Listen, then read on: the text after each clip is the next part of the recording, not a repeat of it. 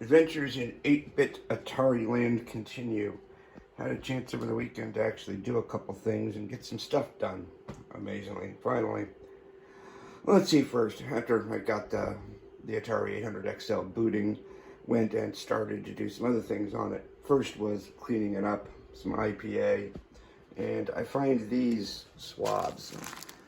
I think they're medical on Amazon. I find these to be really helpful to clean up these boards. It really works well. So IPA cleaned up a bunch of stuff. Put the that part on, can't remember what you call it, cartridge bay carrier or something. Put that on. I picked one up, and I had some boards made a little while ago. Started putting them all together. There's some cartridge boards, and I put together Salt Diagnostics, a couple different versions. One thing I did find out was this has a color trim pot right there. When I turn mine on, this color comes up, and it looks pretty green, as you can see. I guess it's supposed to be blue, from what I've read, the color trim pot. There's a procedure to get this to try and match colors, and this should be blue. I did print out, where is it?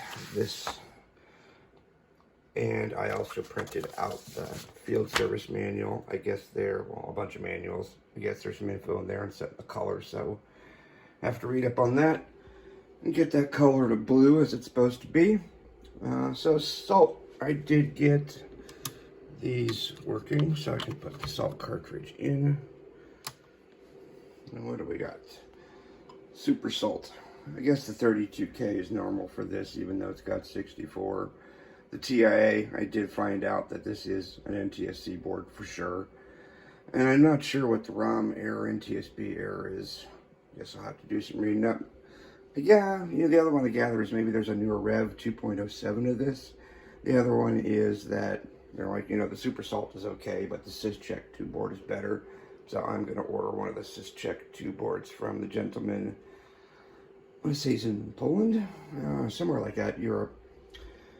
And get that in, because I guess it's basically you don't take the thing apart. The other one is I need to build or make the mod for S-Video to improve the video out. Right now I'm coming out composite to this monitor. This monitor does have S-Video, as do a couple of others. And of course then I could probably go to HDMI from that decently. So I need to do the chroma mod on here. Did some reading today on that, and one of the caps that you have to cut, from what I understand, you need it when you're running composite, but you need to cut it when you're running S-Video.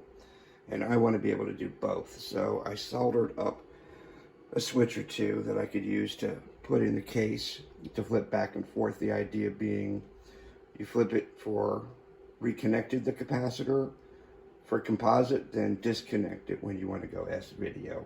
And I'll just label the back something like chroma cap on, off, so you can re-enable that capacitor. I did read that in a post in the forum. Atari Age forum is actually pretty good from what I found so far. So that's kind of where it's at. A little more work on it, and I think the next step is that chroma mod. If anybody has any recommendations on where the current docs are for that, I'd love to see it, but otherwise I got to read through and go to Atari Age and find out what it is. Anyways, laters.